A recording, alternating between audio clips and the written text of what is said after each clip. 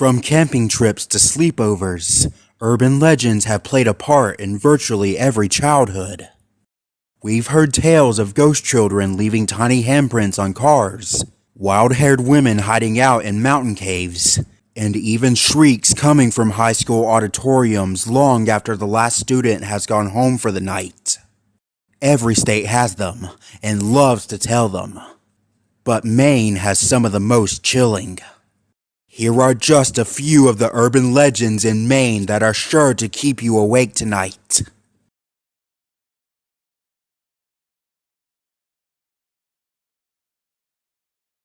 On a wooded road in the outskirts of Haynesville, a newlywed couple traveled on a dark winter night. The story tells us that the groom was drunk and lost control of the car, hitting a telephone pole that killed him. After the young bride crawled from the wreckage and made her way back to the snowy road, she waited for hours for someone to drive by to help her. However, the conditions of the night meant that nobody was traveling, and the woman never received help. It is reported that she has remained in the same place in her wedding gown, where she eventually froze to death. Travelers on the road have reported seeing the woman in the white gown outside of the Haynesville woods. She can still be seen wandering along the side of the road searching for help that never came. Some even claim to have actually spoken to the woman. In these situations, she tells the driver of her situation. But as the vehicle approaches closer, the woman suddenly disappears.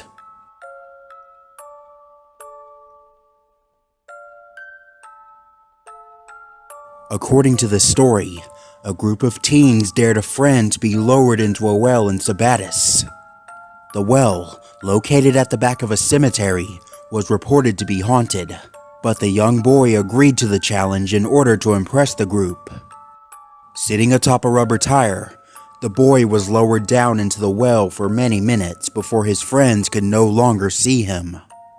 When they realized that there was no movement at the end of the rope, the boys pulled up their friend and found him very changed. The boy's hair had turned stark white, his entire body shook, and he was unable to form coherent sentences. His laughter indicated that he had gone insane, and his appearance was that of a very old man. The boy never came back from this state, and is said to randomly scream from the windows of the county mental institution where he now lives.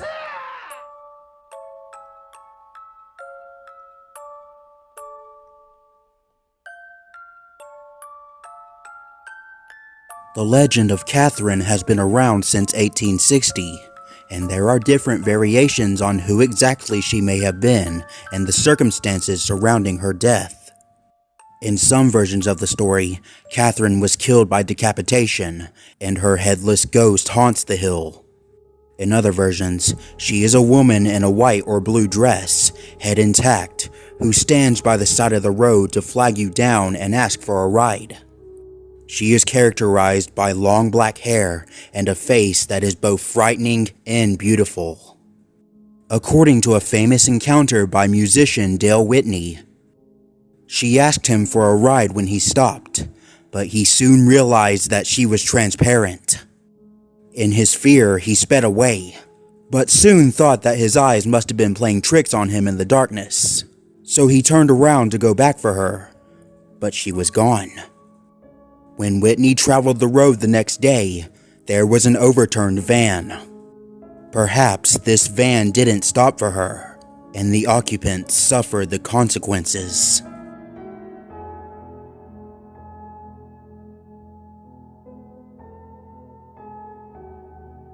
The Turner Beast, also known as the Maine Mutant and the Androscoggin Creature, is a creature that has been described as a husky-looking wolf with bulky shoulders, big eyes, a flat snout, short mangled ears, and a bushy tail.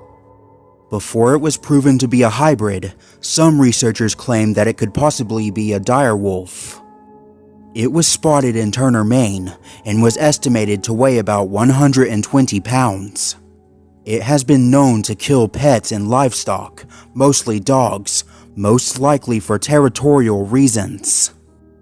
For years, residents across Androscoggin County have reported seeing and hearing the mysterious animal, with chilling monstrous cries and eyes that glow in the night. The animal has been blamed for attacking and killing a Doberman Pinscher and a Rottweiler, among other animals. However, in August of 2006, an animal was found dead on the side of Route 4 in Turner, apparently after being hit by a car while chasing a cat. Witnesses were stunned by its appearance, with one describing it as, quote, "the weirdest looking thing I have ever seen," unquote. It was said to have matted fur, a short snout, and fangs. News of the dead creature, potentially the fabled Maine mutant, spread rapidly online and in the media. State wildlife biologists declined to examine the carcass, further fueling speculation.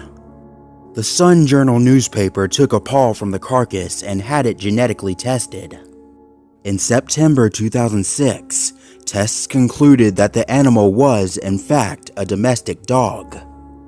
DNA analysis showed a close resemblance to a mixed breed dog, possibly with traces of rare breeds like the Eurasier.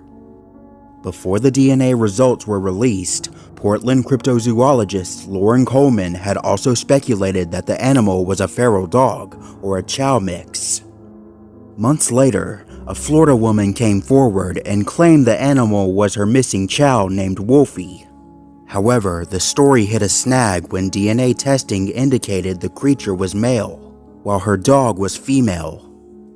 Despite the scientific explanation, the story of the Turner Beast remains a popular modern urban legend in Maine, with many people preferring the idea of an unslayable, unexplainable monster.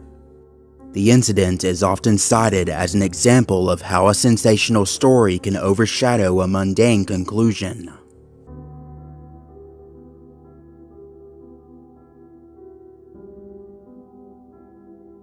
It is said that Robie-Andrews Dormitory on the Gorham campus of the University of Southern Maine is haunted. Built in the 1800s, the Robie-Andrews Dorm is the oldest building on the Gorham campus. Within that time, there have been numerous stories of suicide and murder, many of which include spirits that have stuck around for future generations of students. In one story, a girl hung herself in the tower after learning she was pregnant. In another, a young woman falls to her death in front of a throng of people. Was she pushed? Did she jump herself? It is unclear. One thing is for sure, she hasn't quite found peace, as she can still be seen and heard in and around the dorm building. Dorm residents have reported hearing noises and feeling cold areas. Some people have reportedly seen a woman in the tower. Sounds fairly normal, until you learn that the tower has been closed off and inaccessible for many, many years.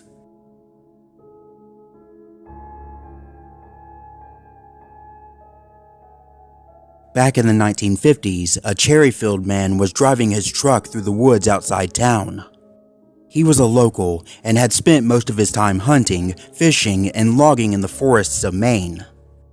Those decades of experience didn't prepare him for what he encountered that day. He had filled up his gas tank before he left home that day, so he was very surprised when his truck came to a gradual stop on a lonely road. His gas gauge read empty. He got out and checked the tank. It indeed was empty. He checked the bottom of the truck, but couldn't see a leak, and he didn't see any sign of gas dripping on the road. He was annoyed and puzzled, but when he got out from beneath the truck, those emotions turned to surprise, and maybe a little terror. Standing in the middle of the road was a man who was half human and half goat. His lower body and legs were naked, hairy and shaped like a goat's, while his torso was human-shaped. Goat horns grew out of his head, and his ears were pointed like an animal's. The half-naked goat man smiled at the Cherryfield man, and then slowly sauntered into the woods. The man got back into his truck and locked the door. He tried to start the truck, hoping desperately that he could drive home just on fumes. And to his surprise, the engine started. His gas gauge now read full. He drove home without incident and never saw the Goatman again.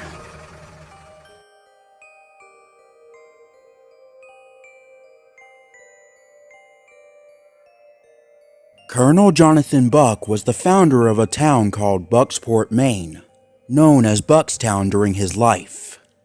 Colonel Buck founded the town in 1763 and was a well-known war hero. For most of his life, he was an admired town leader. However, there were some dark things looming in his past that have followed him to his grave.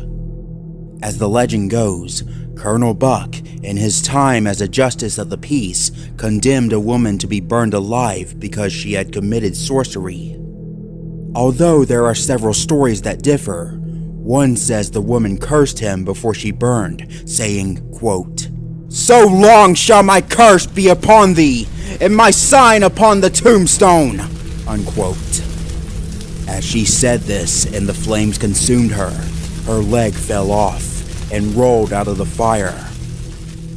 Another story holds that the woman's son was responsible and took the leg that rolled out of the flames and before running into the woods said, quote, "Your tomb shall bear the mark of a witch's foot for all eternity," unquote. In 1902, a story appeared in the New England magazine that really popularized the story. A section of it reads, quote, "All was ready and the hangman about to perform his gruesome duty when the woman turned to Colonel Buck and raising one hand to heaven, as if to direct her last words on earth, pronounced this astounding prophecy. Jonathan Buck, listen to these words, the last my tongue shall utter. It is the spirit of the only true and living God which bids me speak them to you. You will soon die. Over your grave, they will erect a stone, that all may know where the bones of the mighty Jonathan Buck are crumbling to dust.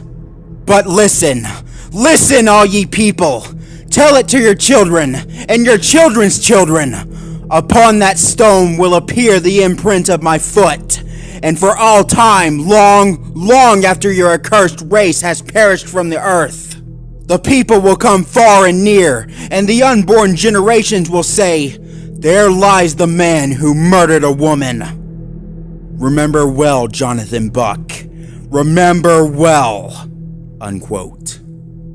Colonel Buck died in 1795, and in 1852, his grandchildren erected a grand monument near his gravesite. Shortly after the monument was installed, a strange image or stain appeared on the grave. It seems to depict, albeit crudely, a woman's leg and foot. It is important to note that many of the witch trials had already ended before Colonel Buck was even born. So, what came first? The strange legend of the woman Colonel Buck inexplicably ordered to burn? Or the strange stain on the monument?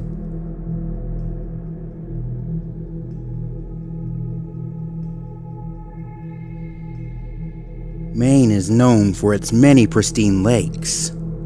In the summer, the state is overrun with tourists and snowbirds, flocking to enjoy everything the state's quaint lakefront towns have to offer. And Princeton, Maine is no exception. What many outsiders don't know is that Princeton's beautiful Pocomoonshine Lake has a dark history, one that may still pose a threat to today's lake goers. Pocomoonshine Lake first made a notorious name for itself in the 1880s, when witnesses began reporting a gigantic creature dwelling beneath the surface. Poco is supposedly a massive snake-like creature, made all the more terrifying by the fact that his sightings are not restricted to just the water. He and his huge snake trails have been spotted on the beach and in the woods as well. The story goes that in 1882, sawmill owner Sewell Quimby claimed to have seen a 30 to 60 foot long snake in the water. But the March 21st, 1882 issue of the Machias Union seems to refute this claim. The paper contained an article entitled Chain Lake Snake that included a letter from Quimby in which he attempted to deny the existence of the monster. This letter goes as follows, quote, "Mr. Editor, as I was returning home Saturday night, I heard a man say with great earnestness that he had seen the man that saw the great snake, and that they were going to lease the ground around Chain Lakes for a hunting ground, that they were already having great chains made, huge traps constructed, harpoons, lances, spears, gaffs, and barbs in readiness when the spring opened, and were going to capture, if possible, the monster of the mighty deep, now landlocked in the small freshwater ponds of the Machias Chain Lakes." Just a little later, I heard another person say, with the same vim, they had seen a man that saw the man that said he saw the giant snake. Hall and Libby were on the shore of Chain Lake. They heard a noise, and saw what they took to be a man and a skiff, but soon became convinced it was a serpent. Its smallest part was as large as a pork barrel. He says when last seen in the outlet, it had left the water and passed a distant point of land covered with granite boulders. In January, one Honeywell of Alexander came to our camp with a big story that he had seen the trail of the huge creature, 4 feet wide, 3 feet deep, and a quarter-mile long. Logs had been turned out of his track, and he had torn things up awfully. Mr. H was also very much excited." Unquote.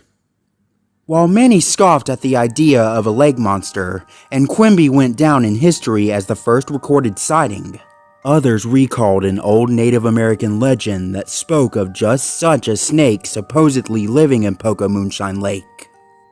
The folklore claimed that a fight between an Algonquin shaman and a Micmac chieftain turned into a supernatural battle, when the shaman transformed into a giant snake, and the chieftain into a monstrous serpent. After the Algonquin shaman won, the Micmac chieftain was killed and tied to a nearby tree. We may never know the truth behind the mysterious beast and massive tracks through the sand, but the legend of Poco is alive and well in Princeton.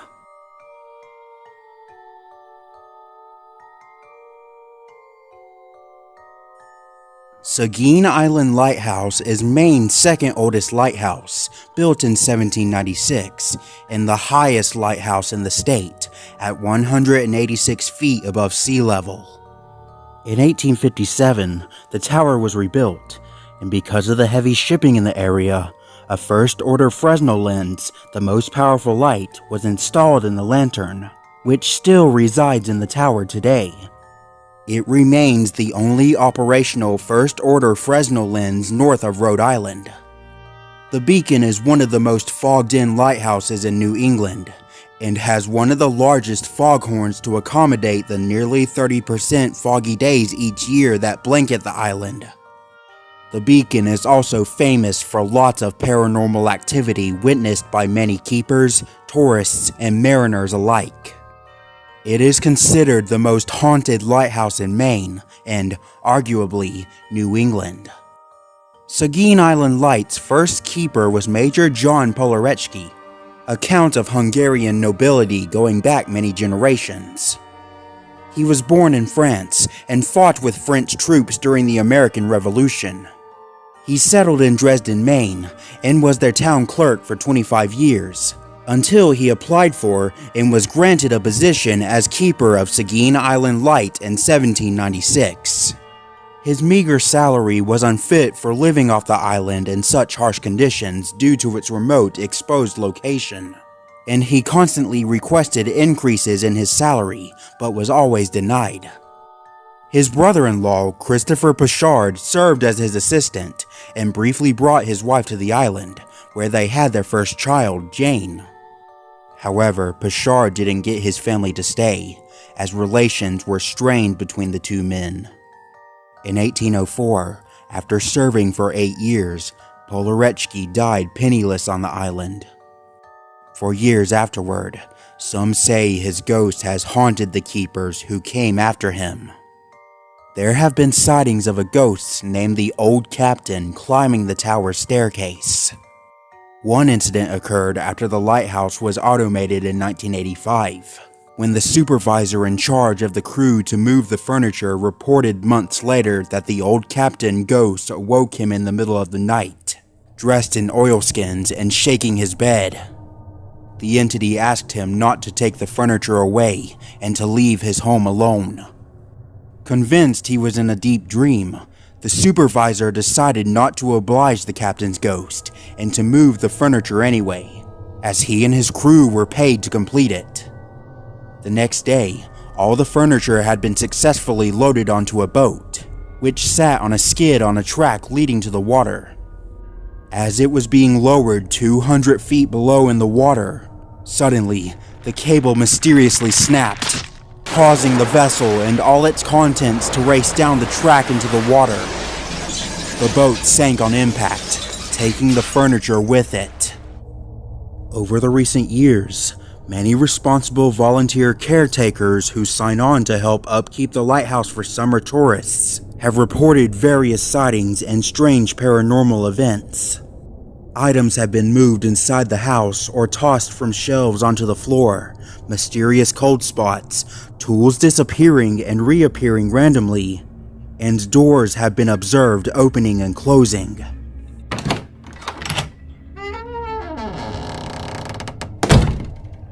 If the caretakers move the furniture, it is sometimes restored to its original spot the following day. Some have reported hearing coughing from an unseen source. Many people believe these events are of the Old Captain.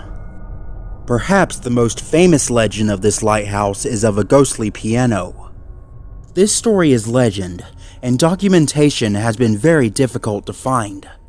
However, it is perhaps the most tragic incident that occurred on Seguin Island.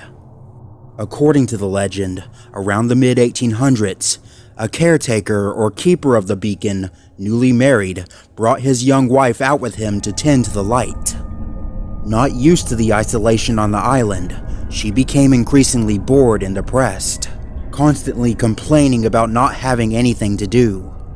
Thinking it would occupy her and keep her mind off the boredom, the keeper ordered a piano to be brought to the island just before winter set in. He proudly presented it to her after numerous attempts to get the piano up the side of the rocky ledge, and carefully hauling it to the keeper's house with many friends. His wife was delighted, but could not play without sheet music. Fortunately, only one song had come with the piano, so she sat to play it, a simple Scott Joplin tune. Soon afterward, the island was icebound. No other deliveries could come in. She continually played her piano with the same song over and over and over again. The isolation and constant playing of the same tune over countless hours and days eventually drove the keeper insane. Finally, he had had enough, took an axe, and chopped the piano to bits. When she bitterly complained, he turned on and attacked her, chopping her up with the axe. Realizing the ghoulish action he just completed, he killed himself.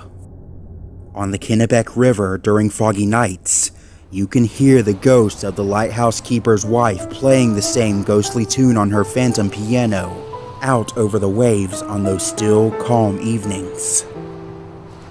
Many mariners and former keepers claim to have heard some piano tune playing over the waters. Another ghost that has been reported is the spirit of a young girl. Her parents buried her near the generator house or somewhere close to the property between the lighthouse and the foghorn. She has been witnessed by many running playfully around the gardens, laughing, smiling, and sometimes coughing as if she has an illness. She's been seen not only by visitors to Seguin Island, but by previous keepers who've called the lighthouse their home, and has also been witnessed running up and down the stairs, waving to her onlookers.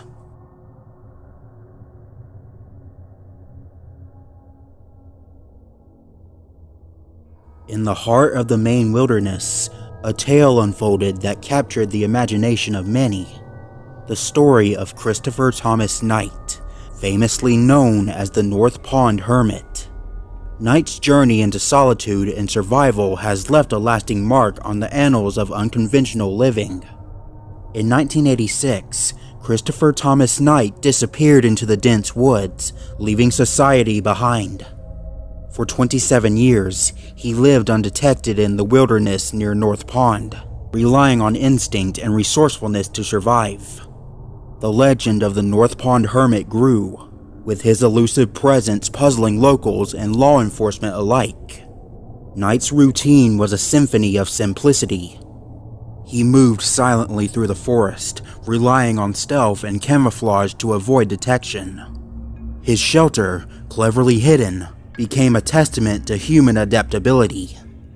With minimal resources, he thrived, sustaining himself on stolen provisions from nearby cabins and the bounties of the forest. In 2013, the North Pond Hermit's reign of solitude ended. Caught while burglarizing a camp, Knight was finally brought back into civilization. His arrest sparked both fascination and bewilderment as the world sought to understand the motives behind his decades-long isolation. Christopher Thomas Knight's story invites reflection on the essence of solitude and the human spirit.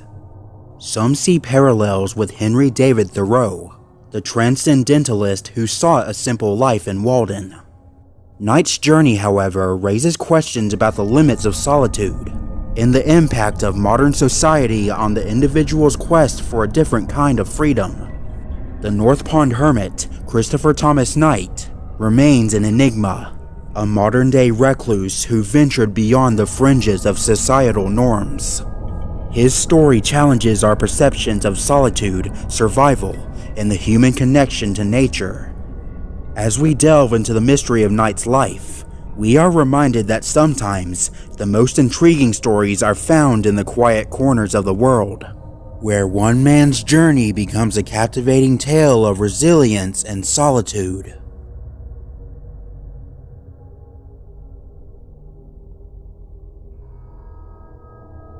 Every summer, the Saco River in Maine fills up with people who are swimming, paddling, kayaking, and canoeing down the slow-moving river as the perfect outdoor adventure. But once upon a time, that wasn't the case. Instead, people feared the Saco River and the curse they believed hung over it. According to the New England Historical Society, the genesis of the believed curse is a story about Native Americans known as the Secocas tribe, encountering some English colonists in the early 1600s. The tribe and colonists lived peacefully alongside one another until the summer of 1675. Legend says another ship with more Englishmen anchored down, and while on a rowboat exploring the area, 3 English sailors came into contact with the Secocas tribal leader's wife and their infant son. Those sailors believed that Native American babies were born with the knowledge to swim, and when they encountered a woman and her infant, they decided to test that theory. The horrifying details of what followed have been up for debate for years. One version of the story has the 3 sailors grabbing the infant from the mother's arms and tossing him in the water. The mother dove in after the baby, but could not revive him after pulling him from the water. Another version claims that not only did the infant die after being thrown in, but so did the mother. Worst of all, the mother was pregnant, and her unborn child died as well. Wow, these sailors were a bunch of assholes. The Secocas tribal leader was named Squando, or Squandro. I've seen different versions of his name while researching this legend, and he was left to mourn the loss of the 3 lives he held closest to him. He decided to place a curse over the Saco River where the incident took place. The curse would call on spirits to take the lives of 3 people who came in contact with the river, until the English settlers left the shorelines of the Saco River.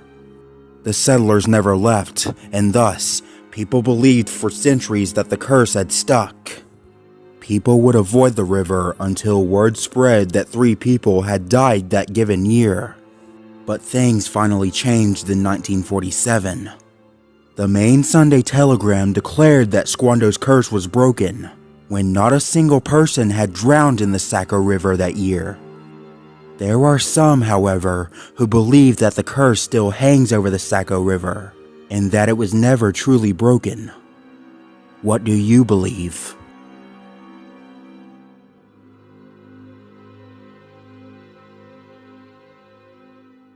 The lighthouse on Wood Island has a few scary theories related to its haunting.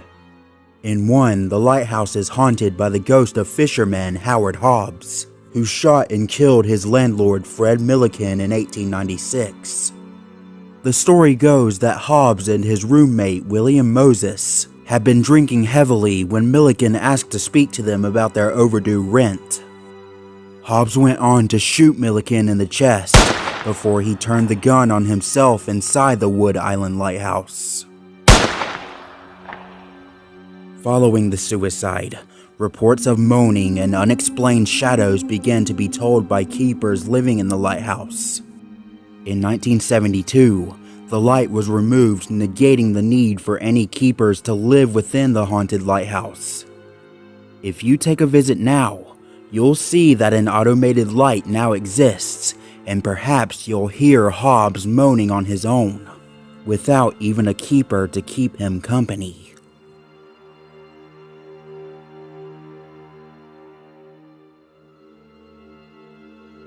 Many of Maine's guests enjoy hiking the various trails of Camden Hills State Park, as they feature delightful walks through forests and breathtaking views of the Camden area and Penobscot Bay.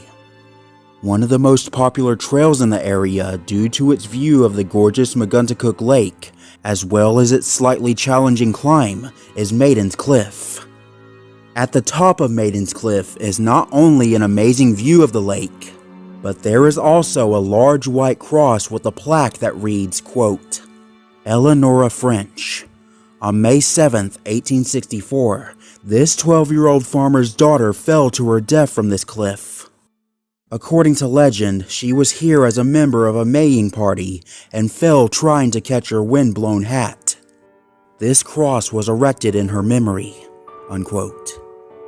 According to the Lincolnville Historical Society, Eleanora was a 12-year-old girl who was at the top of Maiden's Cliff, quote-unquote, maying with her older sister and a young man who was a teacher.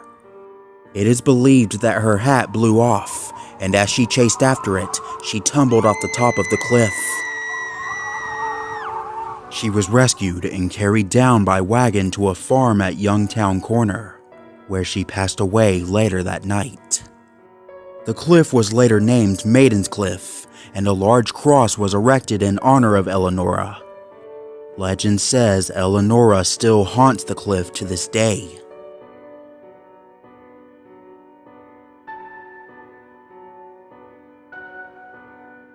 According to the Penobscot Indians, Pomola was a wandering spirit.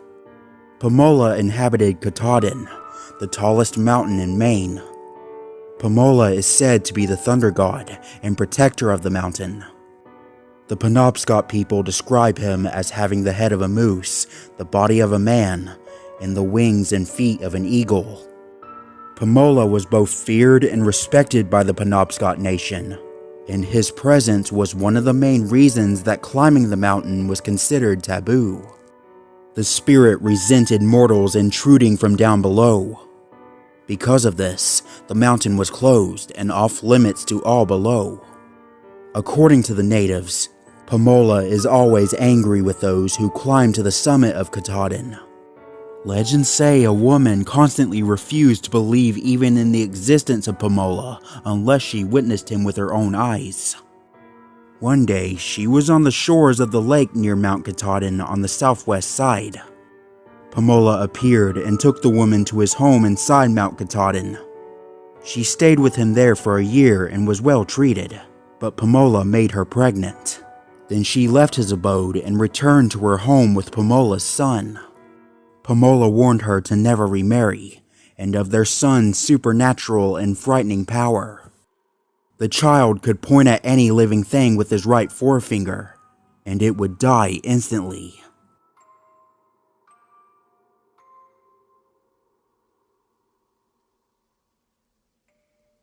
With a history as long as Maine's, there are quite a few stories dating back centuries. While some are good, some are not quite as nice. An example is the killing of Native American chief Tocalexis at Fort William Henry, at Colonel Pemaquid State Historic Site in Bristol. It's one of the most haunted places in Maine. Built in 1692 during King William's War, Fort William Henry was created by the English to help defend against the French and Wabanaki Confederacy of Acadia. It stood for 4 years before being destroyed in the Siege of Pemaquid in 1696. This is the site of one of the most historic places in Maine. Much of Maine's land was occupied by indigenous people when white settlers arrived, a history that too often is erased from our history books. During that time, Taratine Native American chief Tocalexis was killed by the English just steps from the fort. Hanged from a tree, his soul is said to still roam the area around the fort. Employees and visitors have reported seeing a white orb outside the entrance to the fort that travels between the reconstructed building to the area where he is believed to have been hanged. Others have reported feeling an eerie cold. Does the spirit of Chief Tocalexis roam the area? Or is this another haunted Maine ghost story sensationalized by visitors on a foggy Maine day? Go for a visit and you be the judge.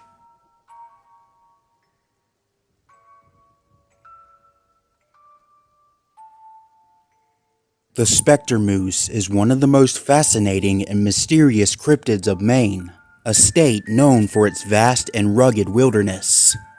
The Spectre Moose is said to be a gigantic white or gray moose that stands 10 to 15 feet tall, weighs nearly 2,500 pounds, and has an immense set of formidable antlers that stretch from 10 to 12 feet across.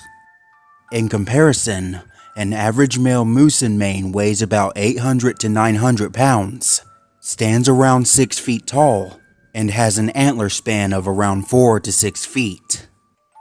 The first reported sighting of the Spectre Moose dates back to 1891, when a hunting guide named Clarence Duffy saw the beast near Lobster Lake. He was so terrified by the encounter that he fled without taking a shot. He later told his story, but was laughed at by his peers. However, he was not the only one to see the moose. Over the years, several other hunters and lumbermen claimed to have seen or shot at the Spectre Moose, but none of them managed to bring it down. Some even said that the moose was bulletproof, as it seemed to shrug off their shots and charge at them with a furious roar. The most famous encounter with the Spectre Moose occurred in 1899, when a Massachusetts farmer named Gilman Brown got close enough to count 22 points on one side of its antlers. He fired 5 shots at the animal, but it only glared at him and walked away. Brown later said that he felt like he had seen a ghost. The Spectre Moose was seen sporadically throughout the early 20th century, but that seemed to disappear for decades. Some speculated that it had died of old age, or that it had migrated to Canada. Others believed that it was still out there, hiding in the remote areas of Maine where few people ventured. In 1938, a New York Times article reported that the Spectre Moose had reappeared in Maine, citing several new sightings by local residents. Since then, there have been few reliable reports of the Spectre Moose, but its legend lives on in the folklore and imagination of Mainers and cryptozoologists alike. Some suggest that it is a rare albino or leucistic moose, a genetic mutation that causes a lack of pigmentation in the fur. Others propose that it is a hybrid between a moose and an elk, or a remnant of an ancient species of megafauna that survived the Ice Age. Still, others think that it is a supernatural being, a guardian or protector of the forest. Whatever the truth may be, the Spectre Moose remains one of the most intriguing and elusive mysteries of the Maine woods. If you ever find yourself in Maine, keep your eyes peeled for a glimpse of this majestic creature. But be careful, you might not like what you see.